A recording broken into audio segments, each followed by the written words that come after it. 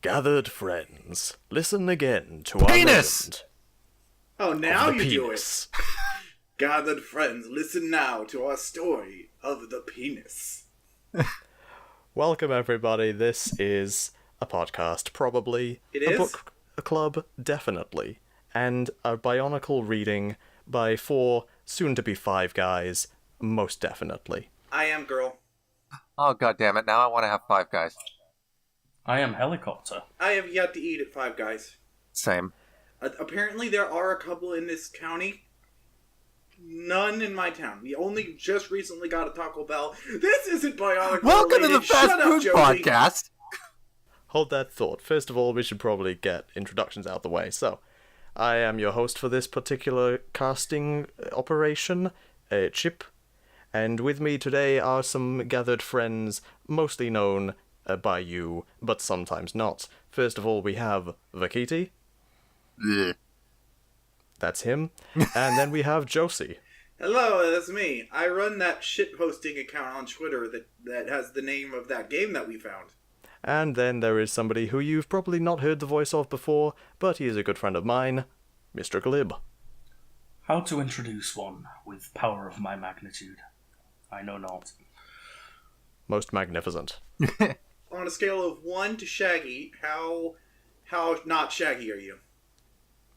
Oh god, at least 17%. At least 17% not Shaggy. Alright. Yeah. Well, better yet, on a scale of 1 to Shaggy, how familiar with Bionicle are you? Because, me and Liam and Josie, we're deep in this. We've known it for most of our lives, probably. I have seen your But how about you? I was here from day one, apparently. Surprisingly, even Swirt, it wasn't. I was surprised by that. I remember the first day I opened a Lego catalog, and there was an ad for Bionicle, and I thought, that's real cool, I want this, Mommy, buy me that! And she's all like, okay, child, I will call the store. What? And Wonderful. also, I pronounced it Bonicle because I couldn't read. Yeah. What about you, Liam? What was your first experience with Bionicle? Bonicle. I saw an ad in a Lego magazine and I followed the website URL. Hell yeah! Same! Nice. Except I didn't know what websites were.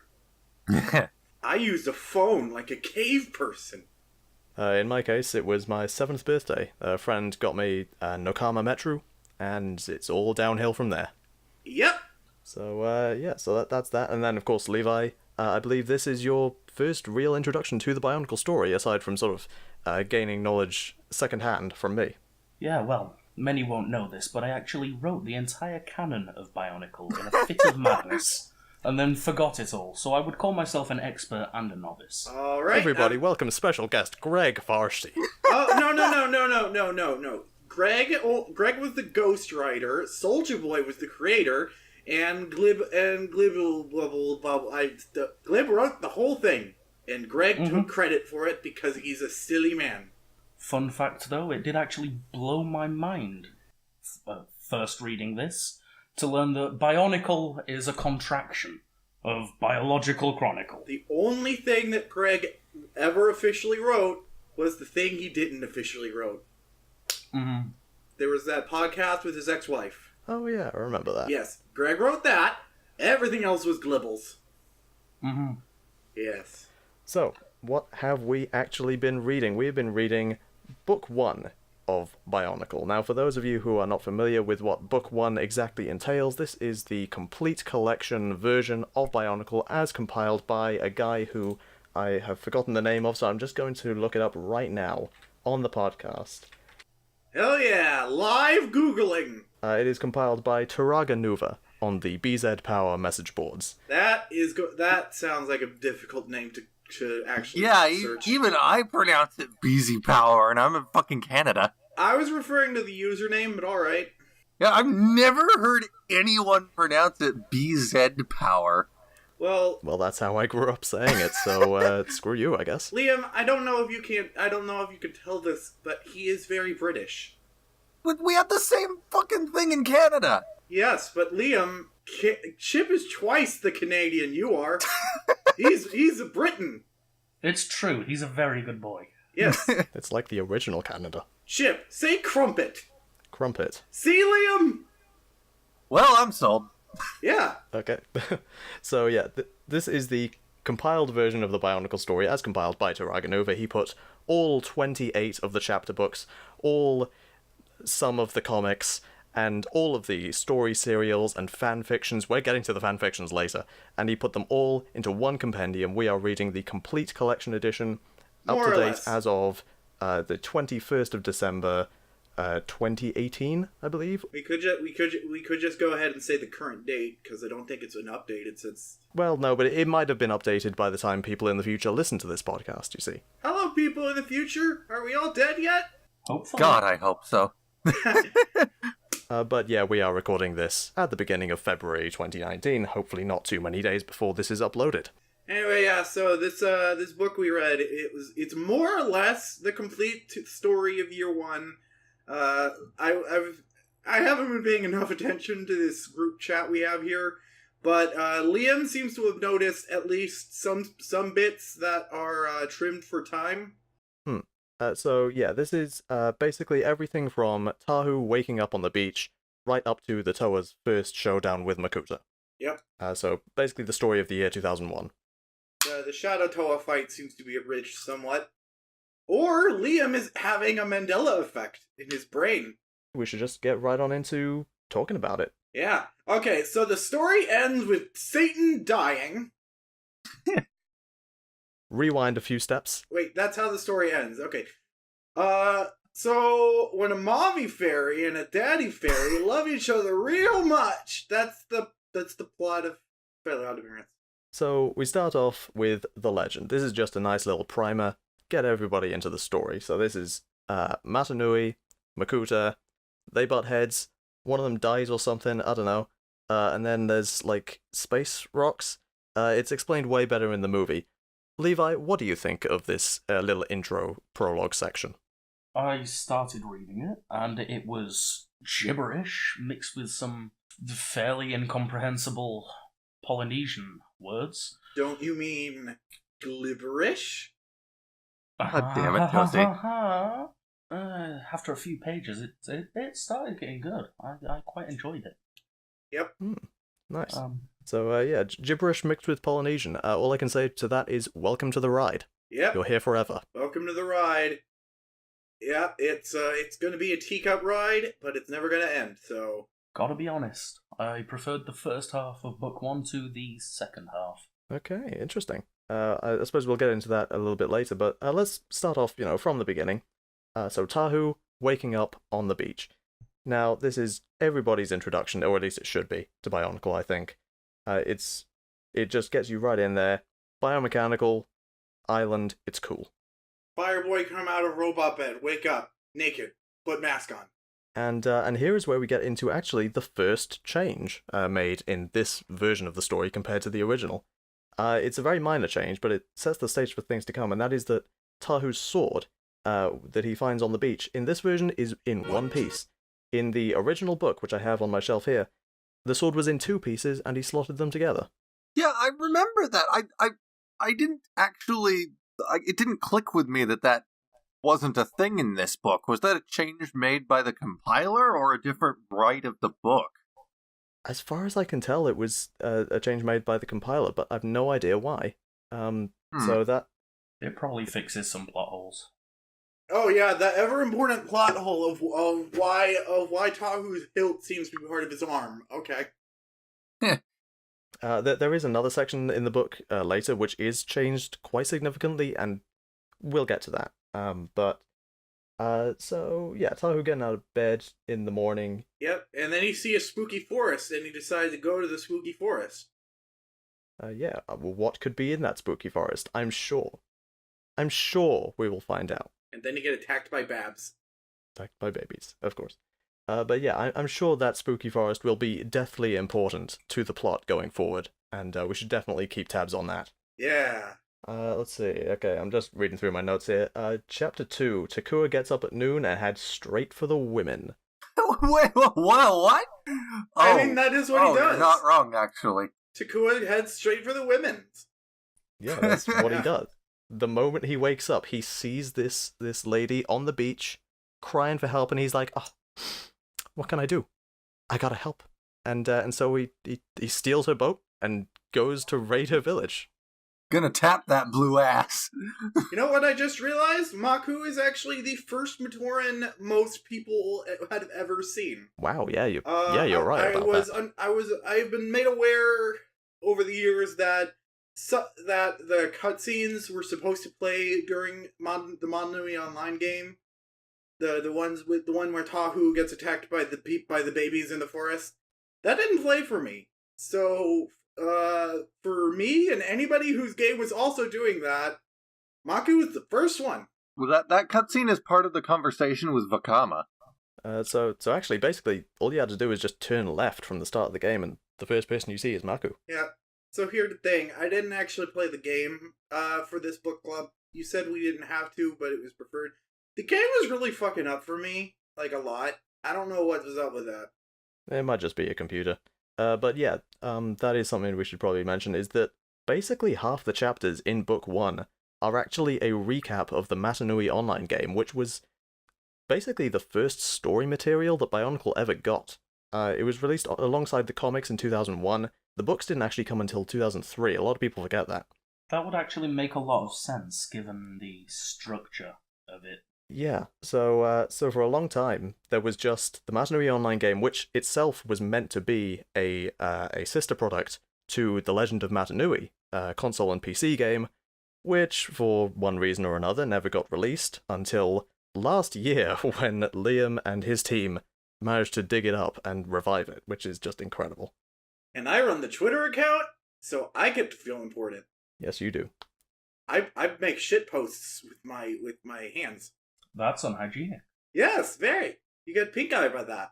Moving swiftly along, we now have the introduction of Toa. Well, should we say the Green Toa now? How does everybody pronounce this guy's name? Lewa. I pronounce it Lua, or at least that's how it seems in my head. Liwa? Because there is a bit of debate among the Bionicle community about how to pronounce this guy's name, despite the fact that many times it has gone on record. The canon pronunciation is Lewa. Good God, what idiot made that decision? Polynesians. Well, no. A lot of the pronunciations of a lot of the words are based on Polynesian, because that's where the words are from. Apparently, Alistair Swinnerton had his own pronunciation guide that he just didn't tell people about. So when Bionicle started making up its own words, nobody knew quite how to pronounce them, so that's probably why they didn't even bother making movies of them. Because they were like, crap, we're gonna have to figure out how to pronounce Paraka. Fuck it, skip it over movie. That is quite interesting. I've never heard that before. Yeah, it was on LJ's podcast with Mr. Swinnerton. He's a good boy. He stole Soulja Boy's franchise. Cool. And by that I mean he was the creator of Bonkles. He made him. So, Lewa saves a chick, no big deal. He discovers he has wind powers. It's pretty cool. And then we get to Big Dig Onua. Yeah, big boy. He is the best guy because he's big and he digs. And he has Hunchback. And he has Hunchback, and he finds a village of mole people, and they tell him to get mask. Yeah. And this is gonna be a theme throughout the entire book. Get mask. Get mask, fuck bitches. Yeah. In my notes, I actually have him down as the Toa of Digging. I couldn't figure out what he was. That is quite true. He is the Toa of Earth, officially. Not the planet Earth, but rather the substance Earth. Yep. And that is Pretty redundant. somewhat redundant when there is also a Toa of Stone. Yeah. This was also brought up in LJ's podcast with Alistair. Apparently, he wanted Bionicle to just focus on the classical elements, the fire, water, earth, air, etc. You know, Avatar, Less Than, Better, that bullshit. Like I wanted toys in waves of 6. And so they added stone and ice. They came up with more stuff that was less stuff, but for now, we just got these. Okay, that's fair enough. And I was listening to another podcast where they also couldn't tell what Onua was supposed to be, and just assumed he was the Toa of magnets or something. At what point does he display such a power? No, he is not the Toa of magnets. I mean, why would they possibly think that he is? Because he didn't do anything, so they just assumed he was Toa of magnets. So they're juggalos. Yeah, basically. And anything they don't understand is just magnets. Fucking magnets, how do they work? Onua is the Toa of juggalos. So, yeah, okay, so that's Onua. He's strong. He's strong. He's a big black nibba. Yes, Liam. Racist. It's not racist, it's accurate. He is jet black. I mean, it is accurate, but Liam, you shouldn't say that. Oh, I was wondering who the black one they mentioned was. Yeah, that's something that might be a little bit more confusing to you, Levi, because, of course, for the rest of us growing up with the physical books, on the back of every book it had a group shot of all 6 Toa, and it usually had their names next to it as well, I think. And of course there was the toys, which all had their name plastered all over it. So we know who's who, but I suppose for you, there might be a slight disconnect between the visual elements of this book and the writing ones. The comic parts of the compilation were actually a lot easier to follow, so... When I was a kid, I was very disappointed with Onua because...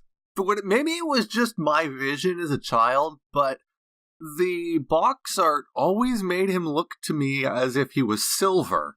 Yeah, that they really turned up the shininess on that box art. So when I got the set and found out it was black, I was like, "Aw, that's not what I wanted." I was also a very naive bab and was also disappointed to find out that the joints didn't move exactly like they did in the promo art either. I was the ideal bab to sell toys to. I didn't care, I just thought they looked cool. And there was a story, I thought that was cool. I like the cool things.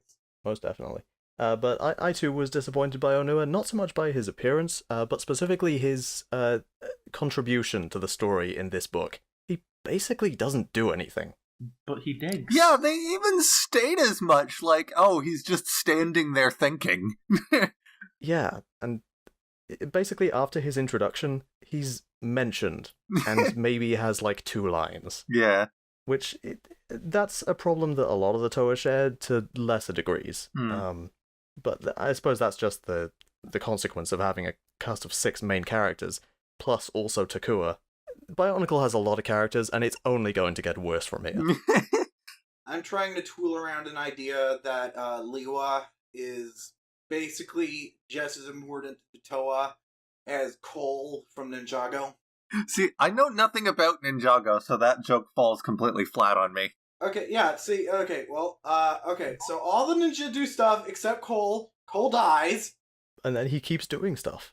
He keeps doing stuff, but he died once. Okay. That's the only thing he's done. But then he stops being dead, and he has mysterious glowy arm powers that are never explained. I think there was an episode about a singing competition that for some reason... Yeah, no, this definitely sounds like something written by Greg Farsty. Even the singing competition? Well, Greg Farsty didn't work on the Ninjago TV show, only the books, if I remember right. Well, isn't the show based on the books or something? No. Like, at the end of the day, doesn't it all have the same story Bible? Basically, but not really. All the different canons are the different... It's not like Bionicle, where everything is telling the same story. I mean, to be fair, the first 4 books were all written by Kathy Hapka, which are considered non-canon. Yeah, that is true. All of her writing was basically like, no, fuck you, bitch. It's Greg or nothing. Wait, was it the first 4? I thought it was only the first 3. Because it was, it was Tale of the Toa, the Borok one. Oh yeah, it was the 3, my bad. The 4th one, Quest for the Masks, that was the first one Greg wrote himself. Yeah. And I think the movie novelization, that might have been Hapka, actually. Yeah. So yeah, I suppose it was the first 4. Yeah, we'll get into that later. So it was Hapka, Greg, Hapka, Greg. Yeah, and then it's just Greg's all the way down. Greg's all the way down. Greg's And all the way. Boy, does it go down very far. Very, very far. Farther than anyone ever could have possibly imagined. We're gonna get deep into the Greg hole around book 8. Oh, baby. Yeah. Oh, baby. Ladies, he's single. But no, he's not. He has a kid. Yeah, but he divorced his wife. Children are not evidence of your marital status. Yeah, yeah, man. I have all these children in my closet. Barry, edit that out. Moving on. Yes. You need to moving. upgrade your storage. Yeah, I feel like this is just going to be a running theme. Just Josie says something and then moving on. yeah. Funny story, Josie. Have you never? Hi, I'm Josie. I'm non sequiturs. Yeah, we're not even at the second chapter yet, and already this entire podcast has just been a string of non sequiturs. I'm so sorry. Just like the book. Yeah, just like the book. Speaking of which, new character, Toa Gali. She swims and is cool, and she doesn't want to fight. Yeah. That's her entire character. Ironic that one of the ones that doesn't like to fight doesn't have hands and just has hooks for hands. That brings up an interesting point, actually. It wasn't until, later years where she got tools that were actually relevant to water. How the hell does she swim with hydrodynamic hooks? No, it does get stated that she has fins quite early in the book. Wait, she does? What? I completely missed that. Yeah. I specifically remember... Hang on, I've got it. Did down you in say, my notes. flipper-like feet or something Oh, like yeah, that? yeah. But her feet I are think so, exactly but the same as the other Toa. In the toy, the toys aren't completely accurate to the canon. Yeah, in my notes I've got it down as Toa of Water, Fishbot, and Pretty Smart. Fish butt. Hey, you're the smart one. You actually took notes. Yeah, I took notes too. I got 5 pages of these. I had to. This shit is really confusing. It is very confusing. Yeah, after we get introduced to Gali and she, I don't know, fights a lizard or something, then we go to Pohatu, and we just completely skip his introduction. He's already been to his village, he's already talked to the Turaga, which is the elder of his village. Yeah, when we find Pohatu, he's literally on his way out of Pokoro. Yeah. Which one is Pohatu again? Brown one. Toa of Stone, runs fast. Ah, yeah, strong. Wait, runs fast? What? Yeah. Birthing hips. Oh, yeah. Yeah, sorry. Yeah, I've got it.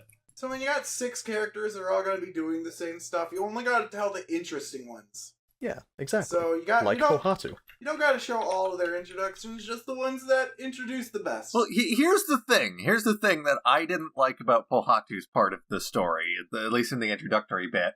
His entire chapter served no purpose other than as a segue to introduce Kopaka better. Yes, that is 100% accurate, but I still love Pohatu. Because he literally does nothing. He walks out of Pokoro, runs to Kauai, and buries Kopaka in rubble. And that's it. That's all he does. He also nearly trips on some rocks that spell out Unity, Duty, Destiny. Oh, well then. First use of those words. My goodness, how important. Okay, so he almost tripped over corporate branding, Yep. and that was all he's done for so far. He's also a and, living plot device, and that's about it, so... That is true. But yeah, then he comes across Kopaka, who, in my notes, at some point I just started referring to Kopaka as Tupac, so if I start calling him that halfway through... Hey, it's more original than Batman. Tupac Batman. So yeah, I've just got written down here, I'm the coolest. Tupac, 2001. You just did a fucking Shadow the Hedgehog reference. Yes, I did. I'm the coolest. I can't stop thinking about Kopaka as Tupac Batman now. Well, that's all he is. He's just the cool one. Faker, I think you're the fake Toa around here. You think you can compare yourself to me? Ha! I'll make you eat those words. I'll make you eat. So yes, so in this chapter we get, I believe, the first use of the word Tohunga, which really should have been edited out because it's totally non-canon. Wait. It's just another word for Matoran. Hold on. From what I read, I don't remember. Maybe I just overlooked it because, honestly, with so much work going on with Legend of Mana Nui, they've just become synonymous with each other at this point. But I thought those books were all entirely written already as Matoran. The only part of them that wasn't was the comics. Yes. Well, this is one of the comics. Oh, okay. I thought you meant this was part of the book. No, okay, now. Yeah, no. Yeah. Kopaka's introduction is in comic form.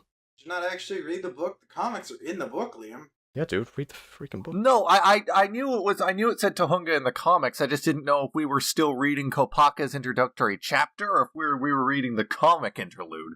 Well, we just started with Kopaka, and Kopaka's thing was a cuckoo. Yeah. Anyway, so, some of the comic pages were altered for this compilation. It appears this one was not, because they did leave in a reference to the Tohunga, which was the original name for the Matoran, which was then later changed due to an incident with the Maori people, Fun fact. Didn't like the way they used some of their words. Fun fact.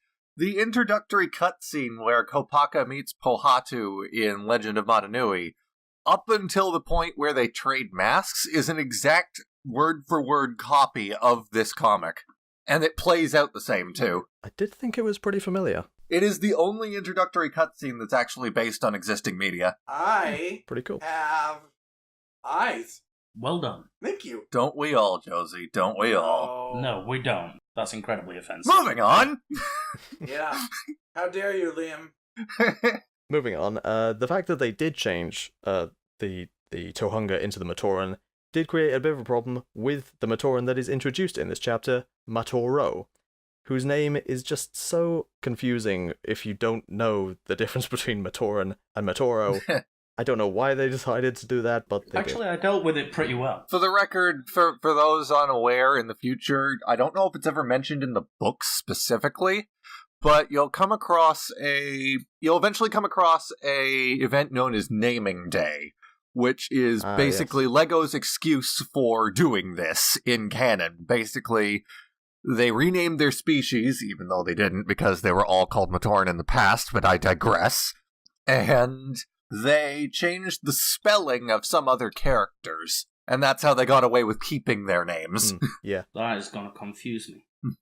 Fantastic. Yeah, don't worry.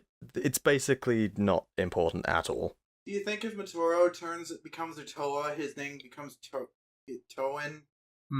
I don't know, Josie. Do Matoran even work that way? Yeah, I think you're spouting some bullshit there. Becoming a Toa, that's not a real thing. What if Matoro was a Turaga? His name would be Turago. Yeah. Moving on. Moving right along at the speed of ducks. Gathered Friends, episode 1. Moving on. We also get introduced to TuragaNuva, who conspicuously does not speak in bird noises in his first few appearances. Yeah, they didn't actually establish that he would do that until that chapter of the Motunui online game came out. They excused it retroactively by saying, oh, this is an important meeting, so he chose to speak Matoran that one instance. But Matoro was right there, so, like... Yeah, Matoro, his official translator. So Nuju's whole deal is that he refuses to speak language other than bird to anyone, because he's all like, oh, if people want to listen to me, then they gotta work for it. TuragaNuva, the first hipster. But if he just wandered up to Kopaka and started speaking like a bird to him, Kopaka would be all like, this fucker's, I better kill him. So Nuju was probably all like, yeah, this is important. I gotta not fuck this up by embarrassing the crap out of him with my fucking Klingon. And, yeah, it's like you walk up to Kopaka and you go like, I kind of want to see like an interlude story at some point where Kopaka first finds out that Nuju doesn't normally speak like this, so he just like walks into Nuju's hut one day and Nuju just like whistles at him. He's just like, Turaga, are you okay? Are you having a stroke? You know what? What if when Nuju decided he only wanted to speak bird from now on, that was just a huge, never-ending stroke? See, this is what we need in the Bionicle reboot. He's just still having it to this day. I mean, of all the fucking things that Greg and Christian Faber have very different ways of writing. Faber likes to keep the mystery intact. He keeps things written in such a way, it's like Metroid, visual storytelling, show, don't tell. Greg has to have an explanation for absolutely everything. Mm-hmm. And that will become more and more apparent as we go through this. Tupac and Pohatu, they go bullfighting, and then they get Mask. This is the first instance of getting Mask in the story. and it's Kopaka's mask of shielding. Oh god, that just sounds like a really lewd Matoran act. Oh god, I know why love isn't canon now! Hey Maku, you wanna get mask? Hell yeah! Yeah, so they get the mask of shielding. Kopaka's like, oh hey, I can use this and my old mask, and they're both on my face at the same time. Through energy or whatever. It's so meta. Except that's not how it actually works. Oh god, isn't it? No, the masks Like, they retcon everything. the masks get teleported to their Suva shrine. To the what? Yeah. Stop!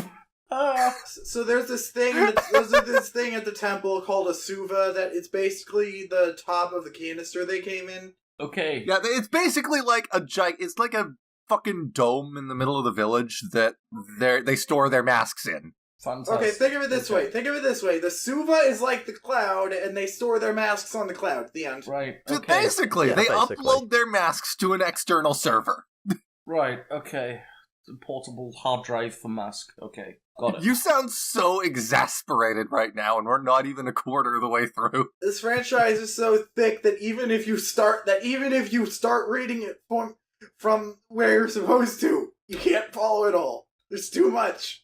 This franchise is so thick that it just can't find trousers that fit, damn it. I'm starting to understand why G2 was as watered down as it was.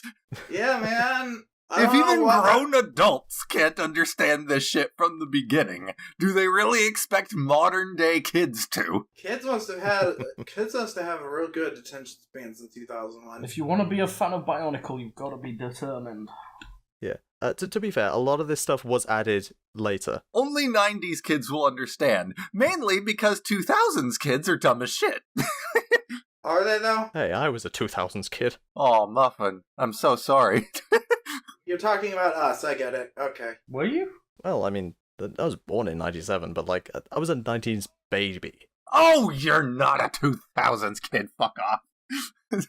I don't count babies as kids. The babies are babies. Yeah. You're a baby. 3 years old is old enough to understand Clifford the Big Red Dog. You're a 90s kid. Oh. Yeah, man. I was born in 1998. I was only alive for like 2 years in the 90s. Wait, and whoa, those whoa, don't whoa, count. whoa, whoa, whoa. I thought you were born in 92. I thought we were talking about books. Oh shit, I was born in 1992. Where'd I get 98 from? I don't know, because you're only a year younger than me. Man, I ran out of pain meds this morning, alright? The chronology of this book is so fucked you've lost time of your own. You've lost sense of your own time. Have I mentioned that I had my wisdom teeth out on the podcast? Yeah, quite frankly, I'm amazed you're speaking as well as you are. Well, it's been days, man. So yeah, speaking of confused chronology, now we get to the Toa's first meeting as a group. So Kopaka and Poatu, they ski right on down that mountain, and they find all the rest of them at the central shrine, the Suva Kaita, I believe it's called. Bikini Nui? Wait, whoa, were they at the Kenny Nui? No, I don't he think just they were. He just slid down a Oh, hill. was it just a clearing? I think it was just a clearing, yeah. Okay, right, yeah. They go to the Kininui later, Yeah. but right now they're just in a clearing. They're talking to each other. And Gali mentions that she has not been to her village yet, which I have to question because Takua goes to Gali's village, and Maku mentions that Toa Gali's, like, already around. So, like, what's going on there? Yeah, that brings up an interesting point. I honestly just kind of skimmed through a lot of the Madanui online game chapters just because they felt so out of place here. I should clarify that these were the chapters for Takua were not part of the original book. They were inserted here just like the comics were. And that whole thing was basically, it was a narrative-based walkthrough of the game written by, what was it? Was it written by Templar, or was it written by other people? I think it was written by one of the people at Templar, yeah. Okay, so it's told from a completely different perspective. It's told from the first person rather than third person. The writing style is completely different. And the way they handle it in that it reads like a run, the whole thing reads like a run-on sentence. Because they basically try to cram every single dialogue box from the game into the story. And it doesn't really work, because not many of the conversations that you can have with the characters are meant to interconnect smoothly one after the other. They're all just individual dialogue choices that you can choose to look at or not. Now, I will admit, I did actually find some dialogue in those sections that I hadn't read before, just because for whatever reason, I may not have gone back to talk to that Matoran after I did a specific task or whatever, so that was interesting. But overall, I felt like these chapters were just a huge slog to get through, just because they had little to no relevance to the actual story in this specific book, and they just felt like a pace breaker. Yeah, I definitely recommend playing the game rather than reading the chapters. Yeah, or at the very least, read the chapters individually as a different book. Yeah. Because in here, it's honestly just a waste of time. I like to think of it as the premise of the modern New Online game is you're a baby with brain damage. So that's why his chapters read like a baby with brain damage. Not wrong. Because he's a baby. Brain damage. He thunked his head real good. So the Toa have their meeting, and they all have different ideas about how to go about getting Mask. Lewa, rather. I'm gonna call him both from now on, but he just call him Green Boy. Yeah, Call him Lewis. Lewis wants Good to go God. off on his own. Can I just mention we're only at the introduction we're only just at the end of the Toa's introduction. We're already 40 minutes into this shit. We can skim through a lot of this. I have decided that I will pronounce it Lewis. So Can we all agree that we will pronounce the Toa Bear's name as Lewis? We have Tupac and Lewis, yes. yes. So Lewis and Tupac, they want to go off on their own. Tahu and I think Pohatu want to split up into pairs, whereas Gali and Onua want to all be a big happy family and go around together.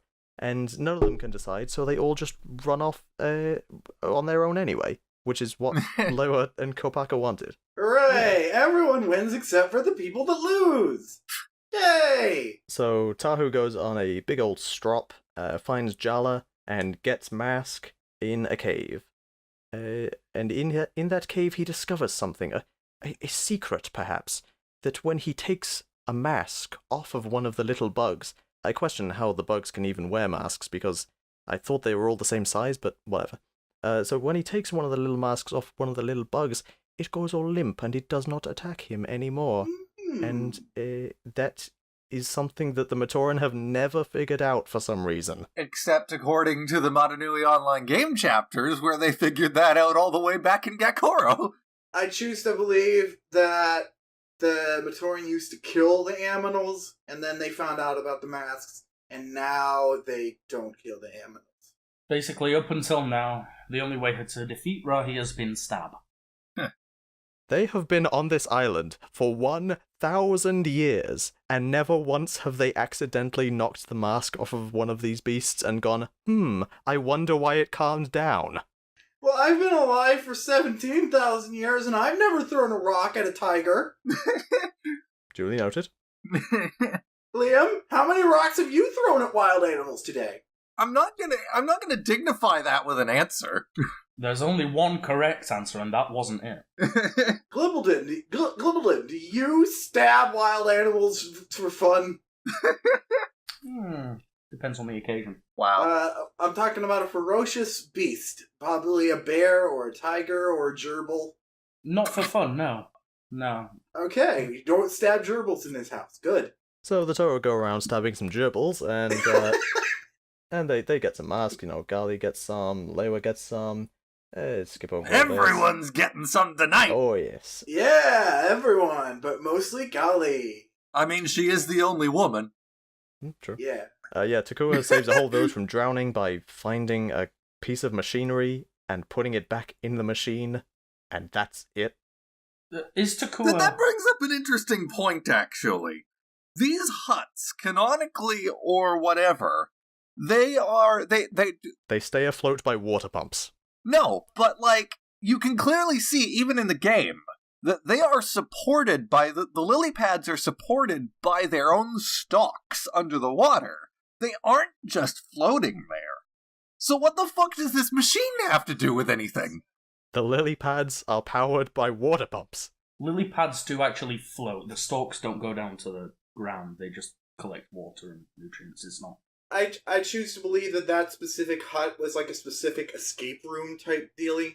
No. That had a water pump. The way I saw it, it was I thought of it as some sort of flood prevention device. Like if the whole thing floods, they can pump all the water out. That's how I saw it. Yeah, I could see that. It could be It could be my thing. It could be your thing. It could just be an oversight. And to answer your question there, Levi, yes, Takua is the main character of the first-person segments.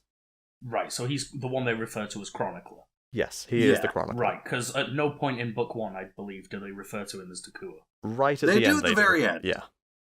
I was pretty disorientated by the end of book 1, so yeah. Okay. So the game that those chapters are from is in first person, and they do the first person trope of you are the character you're playing as. So we never find out his name until like the end. We don't even see him until the end, and he doesn't even have a canon appearance until the last cutscene of the game. That's true.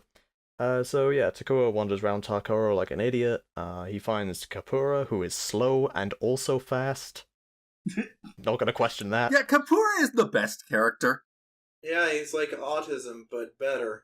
He is weaponized autism. Literally. Yeah. And he will probably not be mentioned for about, I don't know, like 7 years at this point. He'll never be important again. He actually gets mentioned later on. Later on in this book, he does get a brief stint of usefulness, but after that, he's gone. He's a good boy. And then immediately after that, another Takua chapter, he goes to Pokoro and discovers Sports Ball. Yeah, Sports Ball. Sports Ball, soon to become lacrosse, inexplicably. Yeah, it was soccer, and now it is lacrosse. They never explained that change. Is that a naming day thing? But right now, it is Sports Ball, and it's making people sick because of the balls. Everyone's balls are infected, guys. Everyone's poisoned by ball slime, yeah. Yeah, everyone's just rubbing their balls up against their faces. Apparently. And here's something that, Liam, you wanted me to remind you about, and that is the housing and sleep situation.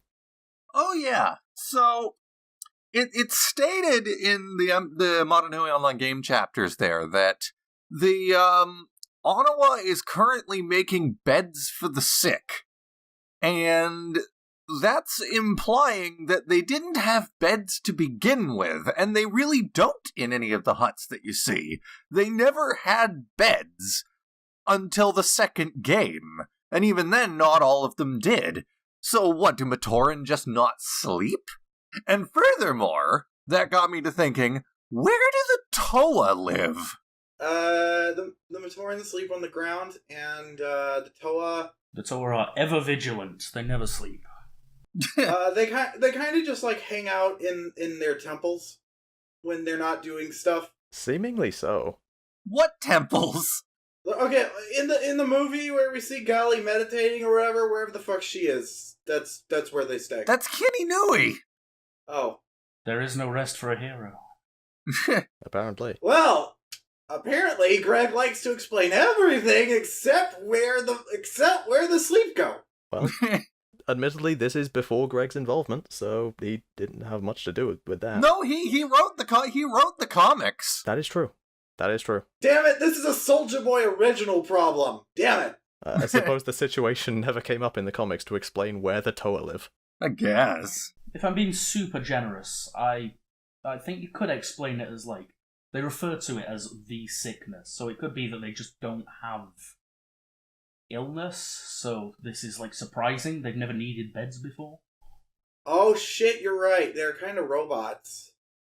Yeah. Well, that's what I was saying. Like, do they just not sleep? They must not. Well, that's the thing. Like, the only references to sleep we get in these early years are Matanui himself. Like, they say that Makuta cast him into a deep sleep. So they obviously have some concept of sleep. They have a concept of it, but like not Like, it's referred to as just sleep, not a coma. I think the earliest instance of actual sleep is in the second Motonui Online game at the very beginning, where Hali wakes up from a nightmare. That's true. And then, or if you want to get really technical, when Takua fell unconscious later in this book. And Galley, I guess. Okay, it's probably like in Steven Universe, the gems. They can sleep, they just don't usually. They're aware of sleep, they just don't usually. Yeah. Well, speaking of Steven Universe, that is bringing us on to the bit where Gali gets a vision of fusion, which will become relevant later, and then never brought up again. Oh, it was used once. Yeah, three of the NPC robots, three of them merged to, like, defeat a beast, and I thought it was kind of weird that this super special power was used by the NPCs before the Toa ever even knew about that was actually 6 of them. Yeah, that was, I suppose we can just skip right ahead to that, because nothing important happens until then. So, within Biological Lore, any 3 to 6 of the same species are able to just magically combine their powers and be all awesome at any time, and just no one ever uses it. It's also been stated that the Matoran Nui has been formed more than once in canon, but it's been stated that it's basically only as powerful as one regular Toa with very limited latent elemental powers. That's pretty good, though. Yeah, but it takes 6 of them to get to that. Yeah, man, and six Batoran by themselves are not equal to a Toa. Arguably. Yeah, man. I mean, they defended the Kini Nui later in this book just fine. Man, which would you rather fight? 6 babies in a trench coat, or 6 babies that fuse together into one super baby? Point taken. the trench coat, to be honest. It'd be off balance. Yeah, man. Yeah, man. Matoran Nui is super baby. The end. Anyway, yeah, McDonald's. The McDonald's promotion was the first instance of fusion in canon. Apparently. The one that McDonald's wrote. Or did they write it? They paid for it. I mean, the Kaida were referred to in early media well prior to that, so... Yeah, but man, the hamburgers. You buy the hamburgers and it comes with a little boogie book. Alright. Yes. Actually, I think you could just get the book for free. Anyway. So, so the Toa, they meet up again, and Makuta decides, you know what, screw it, I'm just gonna attack them right now. And so they do. Lewa and Anua go to fix all the lava that's falling out the volcano, just tumbling down. Yeah, lava bad. And they redirect it, and Gali and Tupac freeze a tiger. This is the first of many times when Tupac will freeze a tiger. I don't know what he has against tigers. Yeah, man. That brings up an interesting point. Lewa brought Onua up to the mountain, and his excuse was because Lewa has the Mask of Speed. What? Why Lewa exactly? Wouldn't that be a better job? Wouldn't that be a job better suited for Pohatu, who has more experience with the Mask of Speed? Well, see, Pohatu is too busy throwing rocks at bees. Oh, well then. Well, that is a very important job, but... You know, the thing is that Lewa could have just swept up in a hurricane at the snap of his finger. Also, Lewa is very impulsive, and that was probably just the first thing he thought of doing. No, Onua asked Lewa to do it. He didn't ask Pohatu. I choose to disregard that. I like that thing I said better. Ultimately, it makes no sense to me that Lewa was chosen to do this when he could have been much more useful elsewhere.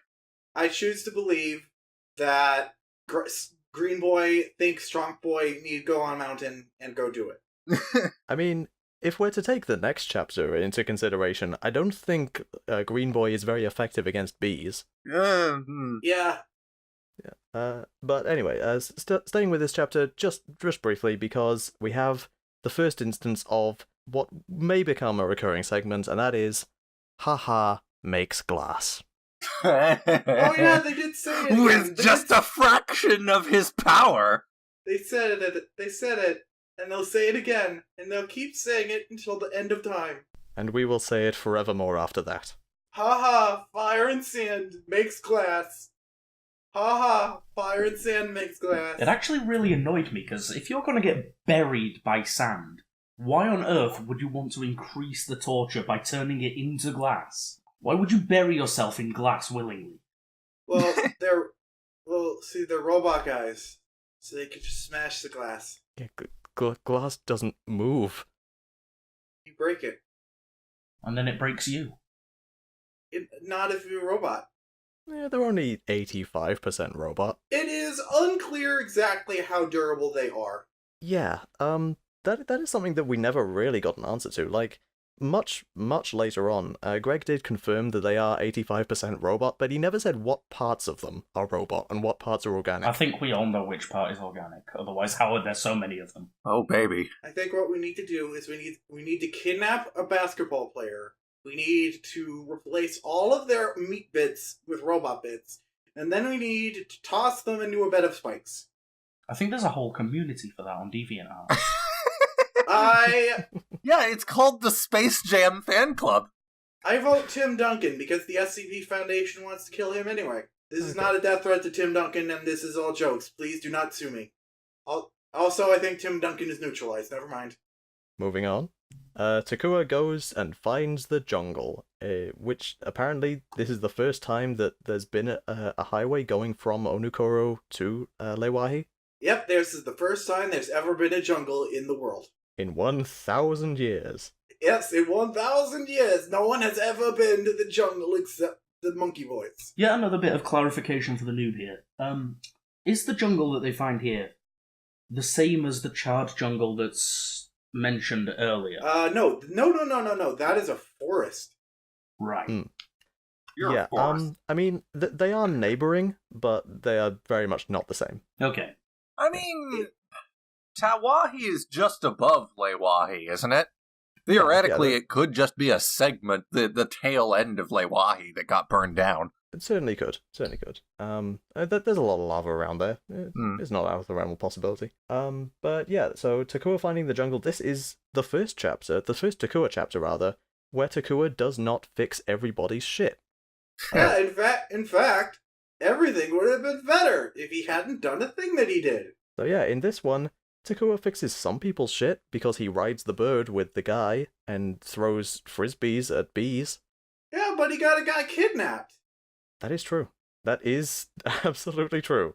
He got a guy kidnapped because the guy was all like, hey. But doesn't the kidnapping lead to them saving one of the Toa? Indirectly, in the game, you can choose whether or not to actually bring Dicky Boy into town, and if you just leave him there, he'll be really bored while he's there, but like he won't get kidnapped. I actually forgot you could leave him behind. Huh. Yeah, you can leave him behind, and he'll be real bored, but he'll be safe. Huh. I mean, Onoa's gonna come in and save the day regardless of whether Takua was there, so yeah, he probably should have stayed behind. Yeah. But yeah, this is actually the first instance of the Toa using noble masks, which I don't think actually is ever brought up again apart from one later chapter. And it's also the first instance of Lewa getting mind-fucked. Yeah. The first of many, I'm sure. He gets mind-jacked at least 3 times. I mean, he's pretty stupid already, so it kind of doesn't make a difference. There's not really a whole lot of mind to jack. So yeah, in this case, Onoa uses the mask of Telekinesis, the Noble Kanoe Matatu, which isn't named, and I got a question, like, do the Toa actually collect a whole set of these noble masks, or are they just borrowing their Turagas? Like, no, they collect a whole set. Huh. Is that ever actually established, or is it just, like, referred to in hindsight? I'm pretty sure it's established. I also don't really remember. I know that officially their mission is to collect 11 masks, including the one they're already wearing. That's 12. But I mean, if it's not established officially, it was going to be in Legend of Motonui. Narratively, narratively, in official media, it has only ever been established that they did, in fact, collect the great masks that they're wearing. The noble masks were being used, like in this fight scene with Onua and evil bee Liwa. Evil bee face Liwa. But we don't know. We don't really know if they had to collect those or if they had them. Yeah, I think they're just ancillary. If the Turaga just had them, then where'd they get them? Well, I suppose we'll find out soon. No, we definitely won't. Well, I mean, we find out where the Turaga got their original masks from. No, they already had their original masks for the first time, and they were wearing them. Well, that's the explanation. Oh, That's it right there. But where'd the other 5 come from? Nobody knows. Ooh, moving on. Moving on, Takua goes to the frozen north, and then Tupac kills another tiger. He really hates tigers. Or is it that the tigers hate him? Why would a tiger be in the frozen north? They're clearly stalking him. That is a fair point. They're snow tigers. Maybe this tiger was just getting revenge for the last one. It's a vicious cycle. Hmm. The first tiger caused the whole cycle. It's a vicious cycle of vicious tigers. And then there is the big mask quest. So this is where all the Toa get all their remaining masks in one chapter. They all decide it's taking too long, so they decide to work together, for fuck's sake. Yep, and yet they still can't stop arguing. And they still can't stop arguing, and also, every single one of them that hasn't collected the mask of water breathing by now decides to relegate that to the last one. Yep. I didn't realize that until I read this for this thing.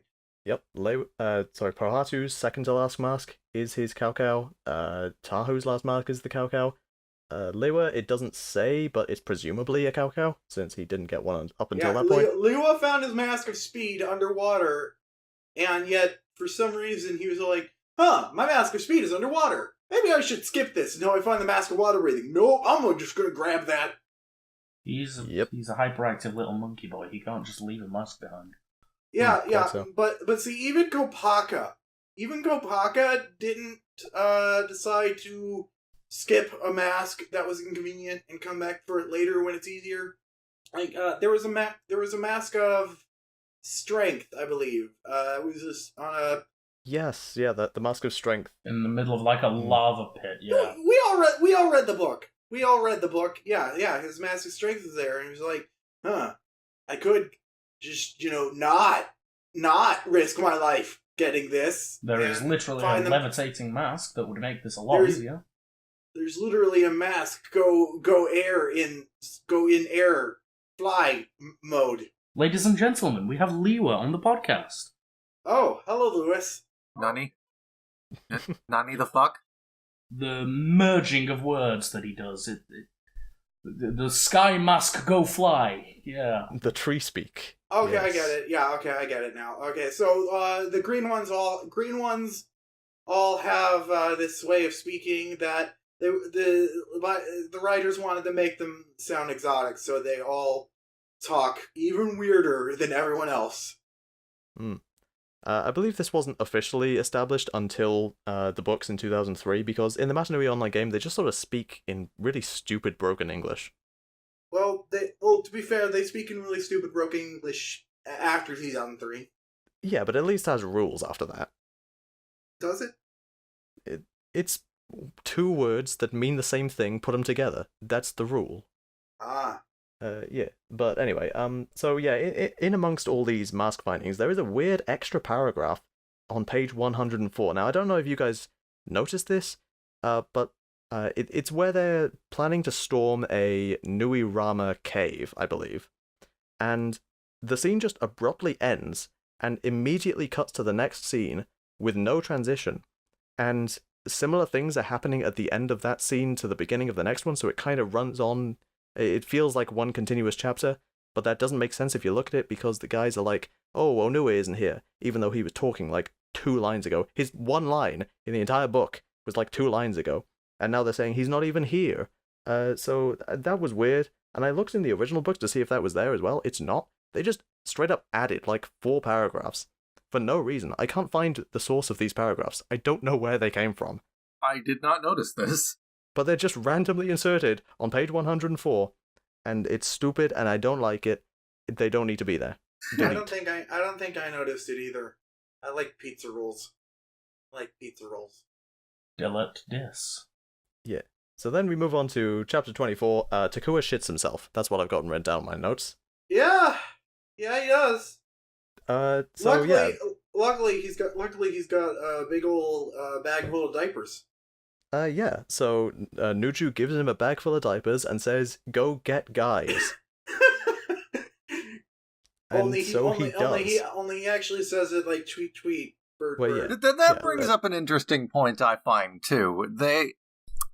They originally state that this was Jala's plan, and that Vakama wasn't going to listen because it was a dumb plan. Then, after we're done in Kauai, we find out, no, now it's Nuju's plan. What? I did not notice that. I'm sorry, Nuju. Do you have a problem with Tamatoran stealing their ideas? I mean, we never know what happens to the North March. Did you kidnap the North March? The North March did go missing. You know? All right, I'm just saying, everybody. Nuju's suspiciously silent on this. I choose to believe that Nuju ate them. Yes. Yeah. That's why he speaks in bird now. He's got bits of Matoran stuck in his throat, so he can't speak properly. How do we know Matoro isn't just making all of it up anyway? If he's the only translator. Could be. Oh, there were so many Sprite comics on BZ Power that just ran with that. Sprite comics, remember those? They basically only existed in the Bionicle fandom. Oh no, they were around. There was that Mega Man Sprite comic. I don't remember that one. It's called Bob and George. Okay, fair enough. Yeah. But yeah, they really went to town with that in Bionicle, despite the community making all the sprites themselves, basically. So that was a weirdly popular thing back in the day. Yeah. Anyway, so yeah, Takua goes around getting guys, and oh, hey, what's this? When he goes and speaks to Nakama, she mentions how Maku loves Huki, and she just can't bear to be without him, and I'm just thinking, Maku loves Huki? Love canon? Is this real? No, Greg says so. Not real. This isn't happening. But it says right there. It's not happening. She loves Huki, though, and Huki loves her. Alright, so for people who aren't paying attention, we kind of glossed over it. Greg decided at some point during his tenure that Bionicle characters do not have romantic affection for each other.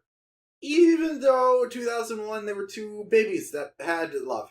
One of them was the one who, in Picoro, he was the champion sports ballman, and he got all sick. He got the most. He rubbed the balls on his face the most. He was like licking the balls, I guess. So he's the most sick.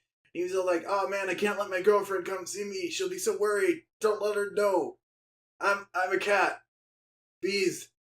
It was probably a premonition to kill the shipping element quickly. Yeah, because in later media, they have to, if they continue to acknowledge love as a romantic thing, they would have had to acknowledge that a Toa in a relationship with a Matoran, and that would have been weird. And everyone would have had to ask the question, where do the peen be? Where do the peen be? Considering that I keep referring to Matoran as babs and babies, and the Toa are clearly supposed to be the adults. Despite the fact that many of the Matoran are intellectually far older than the I Toa. thought the Matoran were just NPCs. Well, they are, but if you look at the toys, they're like 2 feet tall. Oh. That's not described in the books. I thought it was like maybe shoulder height to the Toa. The Toa are a bit imposing, but like tiny You see little a few robots. bits in the comics. Yeah, they're very tiny manlets. They're very small, and the Turaga are slightly bigger, and then the Toa are like 3 times the size of both of them. Now I see why they were being defeated by insects. Yeah. Yeah. Although once they find out that if they just knock the masks off, then they become kind of badass. That is Start true. being able to defend themselves. I look forward to it. So now, carrying on in the same chapter then, all the Toa, they finally have all the masks. They go to the Kini Nui, and they decide, let's put all these masks into these statues that eat masks. Is it okay if I go to pee first? Go ahead. I will do the same as well quickly. Liam, get ready. I'm going to your house to pee. Nani. I will be back in a second as well. Nani. So, bathroom thought. I remember. Okay, so we're talking about the Toa depositing the masks into the statues, and then it gives them a big mask, right? Okay. Yeah. Well, all right. I joked with someone that way they go to redeem their masks is a Walgreens because Walgreens had a promotion where you could get a free Bionicle mask if you did some shit. Supposed to come with the game, but the game didn't release. But I realized while I was in the bathroom that there's also a store called Kini's, and they're both pharmacies. And so it is now my headcanon that Kini Nui is a Kini Drugs pharmacy. Okay. And makes perfect sense to me. Yep. Liam, you tend to argue with me about fun things. As the creator of the series, I can tell you it's no longer headcanon. Ha. He really is, Greg, canonizing fanfics on the fly. It is now real canon. Yes. It's my canon. Yeah. Yes, the only canon that matters. Copyright. Yeah. So now they have golden masks, which are just their old masks, but now all in one, which means basically nothing. Apparently they're stated to be also slightly more powerful. I don't think that's ever established, but okay, I buy it. It's not established, but they said it. There's a difference between them saying it and them showing it. Fair enough. So yeah, basically they have all the masks. Like we never see anyone use the golden mask of strength to punch harder than the regular mask of strength, but they said that it does, so that's what counts apparently. Well, the masks will be getting a more substantial upgrade sometime in book 2. Yeah, spoilers. Glibby, Glibbledin, shield your virgin ears. I don't think it's much of a spoiler to say that masks, there's gonna be more of them. There is not a virgin hole on my body, I'll have you know. Oh. You now have my attention fully. What about the eye sockets? Not a hole. Moving on, Takua and Co., his gallivanting company of misfits, they take a really long time to get to church. Yeah. So they're heading to the same place that the Toa are already at, and they just take the longest route to get there. Like, they go up a freaking waterfall or something, and then they gotta go through a door, and the door doesn't have a key, so one guy makes a key out of ice, and then they make statues or something. It's so stupid. Like, why is there not just a road? I never remembered that from when I was I just choose to believe that Hafu is only capable of carving statues of himself. I mean, that is 100% canon. Yeah, that is 100% canon. Whenever Hafu can't do or make anything unless it's a statue of himself. If you need a spare hammer, he'll make you a hammer, but it's shaped like him. He has been practicing 1,000 years to perfect the art of recreating himself, but out of stone. Which means he must be super pissed when Lego decided to increase the toy budget and they made new Matoran builds. He must have been really pissed when the next year they decided to swap his mask around with another guy. That too. Although I've read that they might have done that on purpose. Yeah, whatever.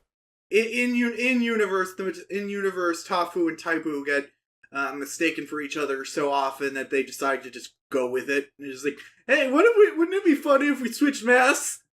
Yay! But we'll have to see just how humorously that's played later. But yeah, fair enough.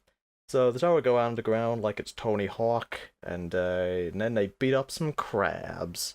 Crabs. They're not crab people. I was about to do crab people, but they're crabs. They're just crabs. They just crab. But they're like really strong crabs. Like really, really strong crabs. Like punch you across the room crabs. Fucking Like potent. punch your dick clean off crabs. They are so strong that they had power functions. That is true. What?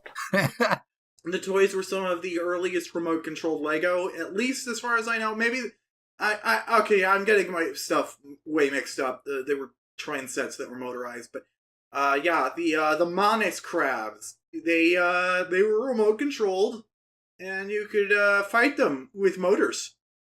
They were, I believe, the only motorized Bionicles. Yeah, that's accurate. That thing that I said wasn't about the motors, but you said the motor's good. Yeah, and that's cool. Like, Could they punch also? I can't remember. they could. You could drive them and they could punch. Yeah. This sounds like an oversight. I feel like the robots would be the first ones to get the motorized treatment. Why a crab? Well, no, they're all robots. Yeah, no, but I mean, like, why a crab instead of the people robots? Well, the people robots had hand-operated punchy movements. Yeah, all of the sets had gimmicks. It's just the Manis crabs were the ones that had the electronic gimmicks. I see. Yeah, they were remote controlled, and the set came with 2 of them, so you could pit them against each other and beat each other up with them. And yeah, so Lego is just like, okay, we're gonna give you the allocation to have $100 set, and it's gonna have motors in it. And they're like, crabs! And Lego was probably like, okay, not what we were expecting, but alright. And the crabs beat up the Toa real good, and so the Toa are like, right, we gotta do something special to beat these guys. Let's do that fusion thing.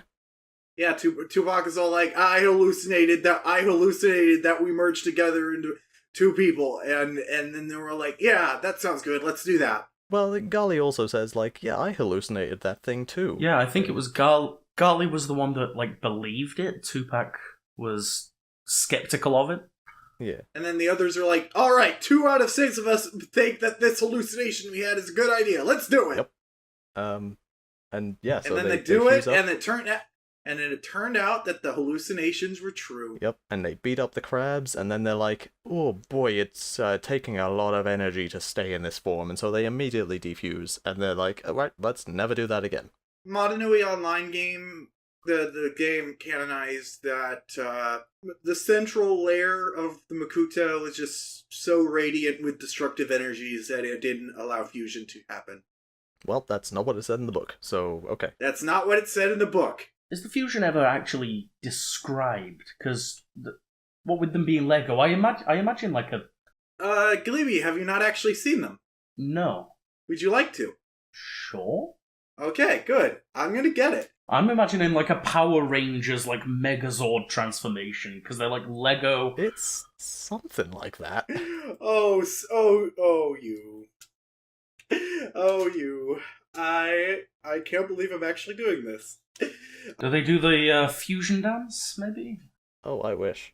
Sort of. I listened to a podcast called Bed Bath and Bionicle, which is kind of like this podcast, where people that don't know much about Bionicle learn about it, only neither of them know much about it, and are also, this is the first thing they do in the morning. So, they're tired as shit when they do it, and then they first saw what Akame and Marua looked like. Is that how their names were pronounced? Akamai and Wairuha, I always said. I pronounce it that way that I said. Okay. Okay, so this is what the red one looked like. The red boy? Okay. It's made of boys. I put it in the thing. I see him. I apparently typed Wenua instead of Rarua. I don't know how I did that. He's got some very skinny legs. Yeah, they skip leg day. He doesn't appear particularly powerful. He's got like a claw arm, and that's about it. He's got a hand made of heads. Yeah, he's got head hands. Oh yeah, he does. Head hands, and here is what the other one looked like. So you could definitely tell this was the early days of LEGO doing combiner sets, specifically with these more action figure type builds. Yeah, they had no idea what they were doing. Yeah, they kinda look like trash. I've seen mocks of what a combiner with all 6 of the Toa would look like, and they're much better. I'd say the red and black one looks better. I'm liking the 2 heads is better than 1 hand approach. Yeah. Certainly better than a shield that is smaller than your waist. And has lots of holes in it. That's an impressive shield. If the 4 of us combined, I would like to use the 3 of your heads as a hammer. Yeah, so anyway, while the Toa are doing that, Takua and Co. throw frisbees at nature. Yeah, frisbees at nature. And they keep doing that until they get tired and they win. They keep throwing frisbees at nature until it dies. Meanwhile, Takua goes back to Onukoro because I don't know, like, Onua says, come back to Onukoro, and Wenoa does, and so Takua just goes there. Fine, whatever. And then the Shadow Toa emerge. The Shadow Toa. And then the Shadow Toa are defeated. Well, before they're defeated, we have another instance of haha makes glass. With some sand and fire, so that's all good. And then the way the Shadow Toa are defeated is quite different here compared to the original book. Liam, you said you wanted to mention that. Yeah, it was in this book they absorb the Shadow Toa back into themselves, and this is the first I'm reading that specific thing. I've never heard that before, because in the original book I distinctly recall that instead of that, they went and fought each other's doppelgangers instead of their own. And in the Hungarian translation, after that, they just sort of disassembled and slithered off.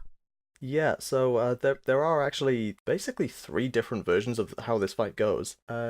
So what we have in this version is based on the information revealed in the 2005 Bionicle Encyclopedia, which Greg Farshey wrote, basically to just clear up some confusion about things. Well, he did a damn good job. Oh yeah, he wrote in that book that the Shadow Toa were absorbed back into the Toa when they acknowledged the darkness within their hearts. Some real Kingdom Hearts shit going on here. Oh, this is a Kingdom Hearts podcast? Yeah. Shit, I was right the whole time. But that was only ever stated in encyclopedia form, so it being actually written into the story is all new for this compilation. And I thought it was fairly well handled. I guess. I like the idea of them learning to fight each other. That was pretty cool too. I like the idea, not the way that I said it. The way that it happened was good. When all the Toa are all like, "Ah, shit! What are we doing? Why are we attacking each other? Why are we attacking ourselves? We should be attacking each other!" Yeah, I do wish there was a bit more of that actual fighting going on in this version, because they cut a lot of that out to skip straight to the absorption part. Also, I just kind of always assumed that the Shadow Toa were physical constructs of Makuta, and so them absorbing them didn't make sense to me.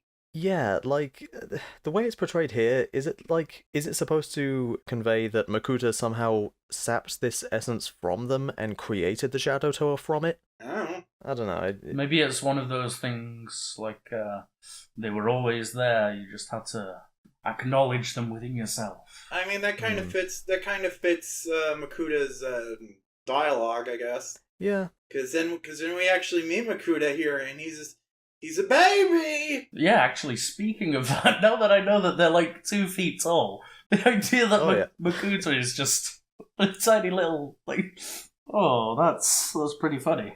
The first time we see the big bad, and he's actually the little bad. Except he's not, because he actually just took that form to confuse them. He's actually a swirling mass of Lego pieces.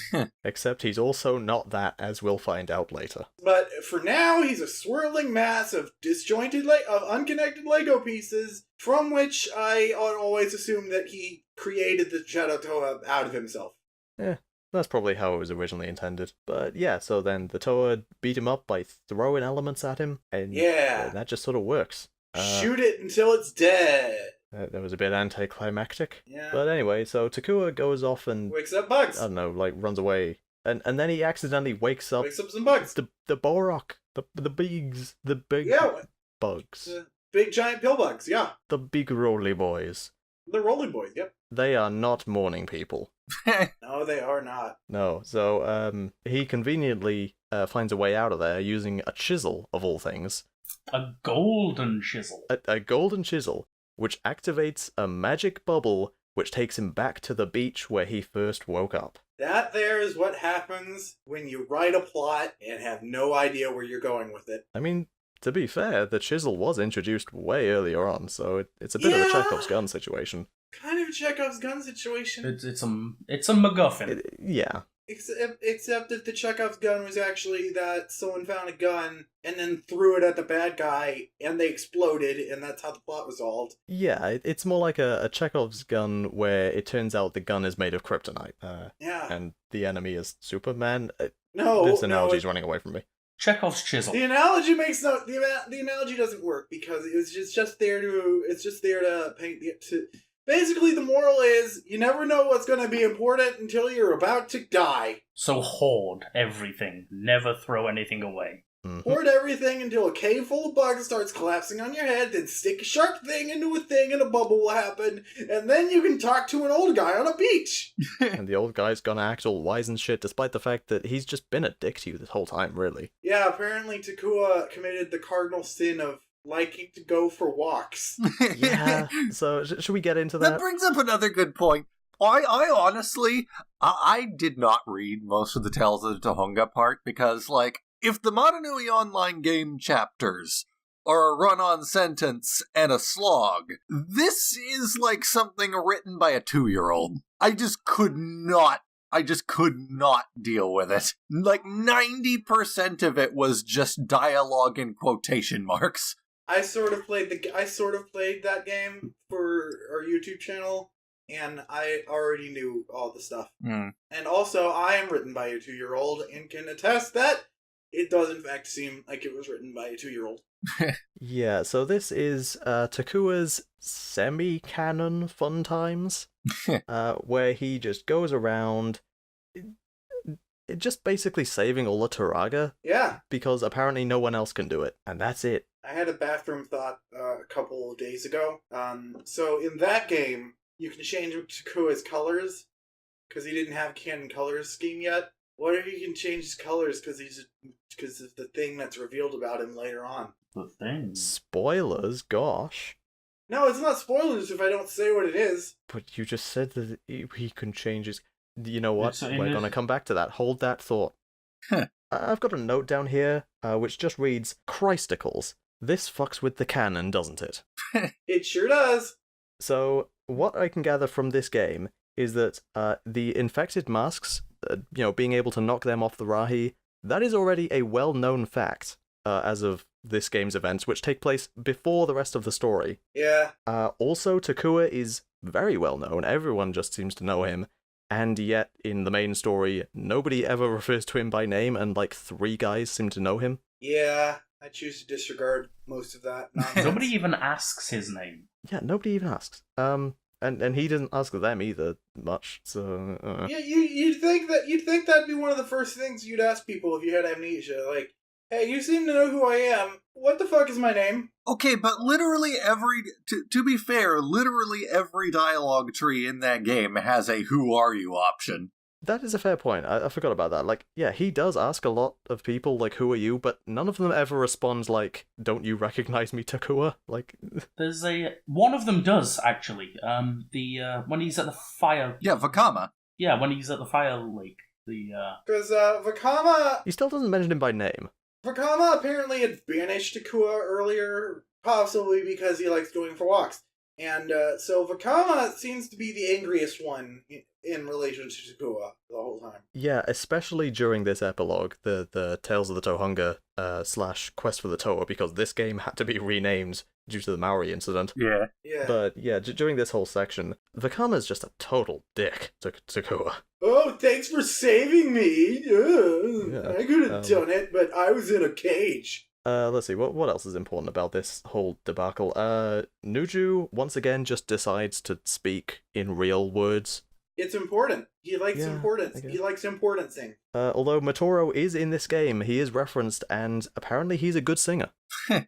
So does that mean that Nuju's a good singer? I don't know, maybe. He speaks in bird. If Nuju speaks in bird, does that mean that he's singing good?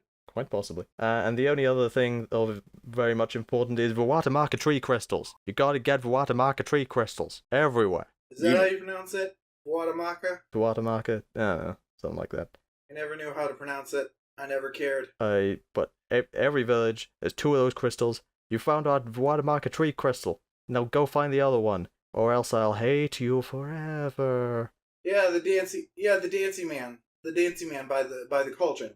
Yes, the Dancy boy. Find me the trees, or the trees will die because they're already dead. Trees. And that's basically everything here. I do have just quickly a couple of notes on the Hungarian version of this story, which has a few extra details. For some reason, when the original book Tale of the Toa was translated into Hungarian, they used like an earlier version of the script, which had like 50% extra dialogue and descriptions and stuff that eventually got cut out of the English version and all other language versions for some reason. And in Hungary, they have higher attention spans. Apparently so. So yeah, the Hungarian version went into way more detail. It had the whole thing about Tahu's 2 blades, although that was also in this version of the book. Whatever, don't know. Also, they distinctly mention the Toa's like hands or lack thereof, such as Lewa having 2 fingers on his hands and Gali just having hooks, no hands, stuff like that. And then I stopped reading the Hungarian version because I don't actually care. I thought you were to speak So yeah, that's that basically. So yeah, overall thoughts on this part of the story so far. What are your guys' takes? I like Bionicles. I agree with Josie. I agree with Liam agreeing with me. That's a good stance to have.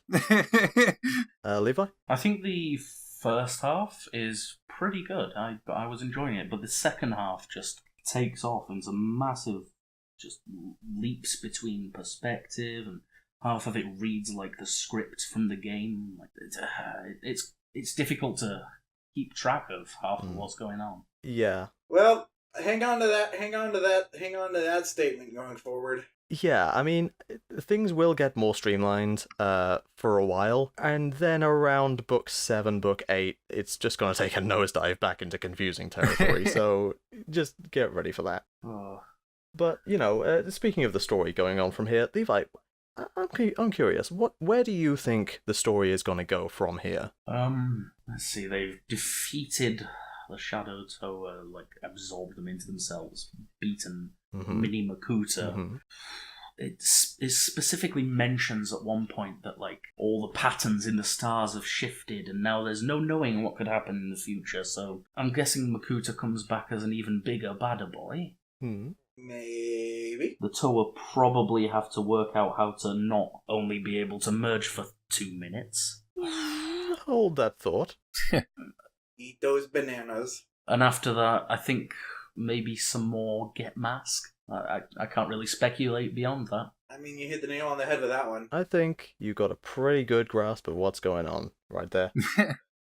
Which we will find out next time in book 2. But just before we do that, a couple last questions. First of all, so this is a question I want to ask all of you. If you were a Matoran on the island of Matanui, what tribe would you want to belong to, and what mask would you have?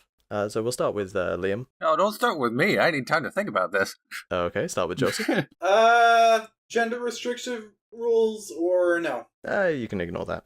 Gender? Oh, yeah, that's something we probably should have mentioned.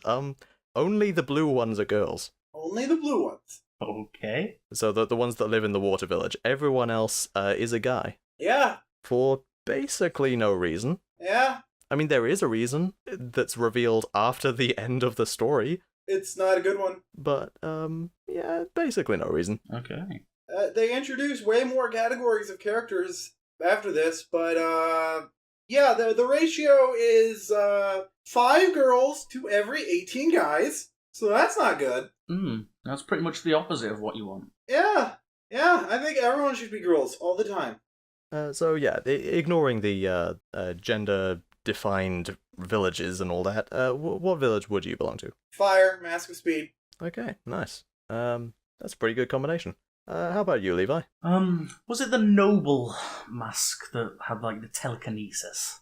Yes. That was one of the noble masks, yes. I have always said that the most powerful power, I guess, possible is telekinesis, if you think about it. It's pretty much every power wrapped into one. Telekinesis is a very good one. Yeah, it'd be that mask, but It is pretty good. I guess I'm not a particularly smart boy, so I'd be one of the tree-living idiot monkey robots, probably. Cool. Okay. Or maybe a crab. I'm also going to say Lamatorn, and I'm going to go with the Mask of Gravity. Silly Liam, there's no Mask of Gravity. There are only 12 masks, and we've seen them all. You have to pick from one of the ones we know of right now. I do what I want. Fuck you. Okay. Well, we'll give you half credit because the Mask of Gravity is canon, just not in this year. Yeah, that's weird that that's canon, but anyway, we'll get to that. We'll see it. We'll see it when we get to it. What is it? Yeah. Year like 6, 7, 12? 7, yeah. 37. Personally, I would go with Onumatoran. I've always liked those boys.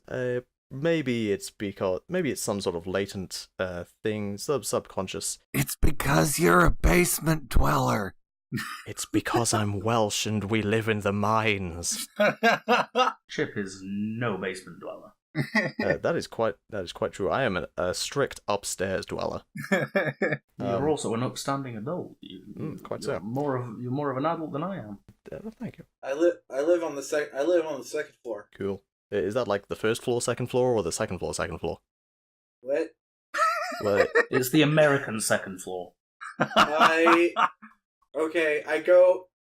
walk into the building, and then you walk up the stairs, and then you open my door.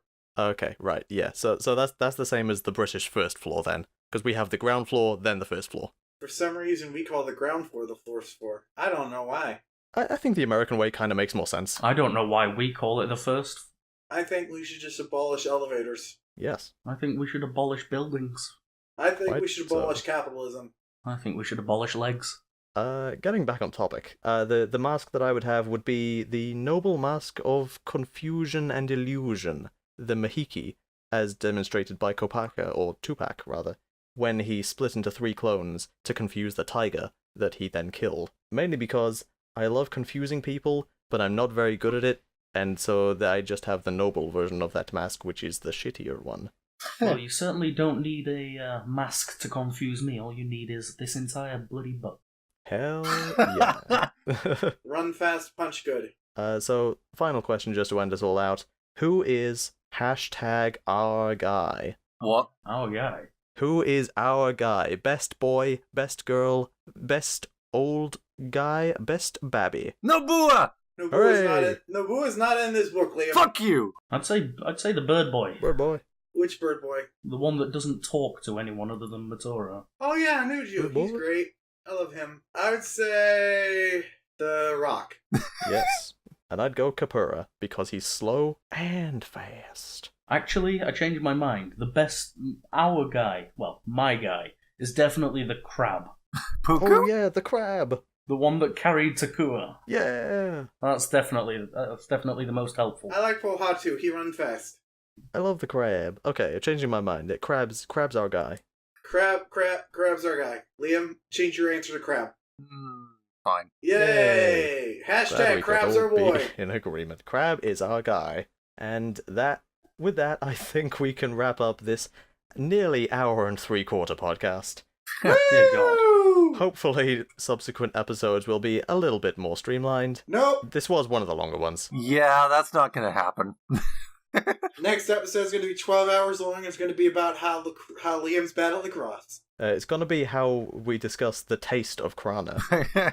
The juicy, juicy Krana. Hell yeah! Every episode from now is all going to be about the crab. Oh, yes. All about the crab. Always be the crab. So, I thank you all very much for joining us today. It's been wonderful speaking to you all, and for the listeners at home, check back. Should we say 2 weeks from now? Should we make this a bi-weekly podcast? I think that's what was agreed on. Yeah, the other unannounced person. I think. Yeah, I think it's probably best. If we can find a way to get the books read within a week consistently, then maybe we could bump it up. But no, I don't think right now that's going to happen. Okay. I'm gonna try to read the book good. Okay. It hard for me to read with my mouth. Yeah. So for now, we'll keep it to biweekly. So every 2 weeks. I will do my and best. For next time, we will be reading. Let me just get the text document up here. Beware the Borak. Well, basically, we'll be reading all of Book 2 and also watching the Borok and Borok Carl animations. Oh, yeah, those weren't... Which can't be included in book form because they're animated. Yeah. I mean, that didn't stop Matanui Online game. Yeah, true. It's real hard. It's real hard to make the papers move. Wait, does this mean when we get to... No, I guess we'll be reading the movie books, won't we? We won't be actually watching the movies. We'll see when we get to it. I have this all planned out, but you're not allowed to know. So... Yeah, Liam, fuck you. Mystery. Fucking bite me. So yes, for next time, we'll be reading Complete Edition pages 137 to 262, basically all of Book 2, and also watching the Borok and Borokal animations when they become relevant. Yeah. So, thank you very much, everybody. We will see you next time. Will you be linking this PDF in the document? I mean, in the video? Absolutely, this will all be linked in the description. You can go check it out right there. Big props to TuragaNuva for doing all this, making this possible. He's still updating the books, by the way, like a year later. He's a good boy. He has words and he makes them. Yeah, he's like fixing typos and continuity errors, and it's all good. He takes the words and he puts them in the thing. In fact, the words in the thing. Sometime soon he might actually be adding a further, 15 canon fanfictions into the collection, so, Oh, boy. I mean, we'll get around to those, I suppose. Hooray! I like words. I have them. Goodbye, everybody. Significant shrinkage. Shrinkage.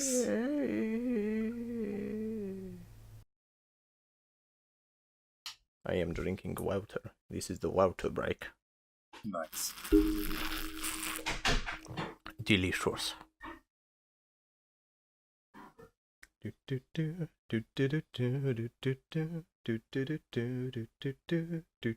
Alright, everyone's gone, let's fuck. Oh, thank God. Finally. I thought you'd never ask.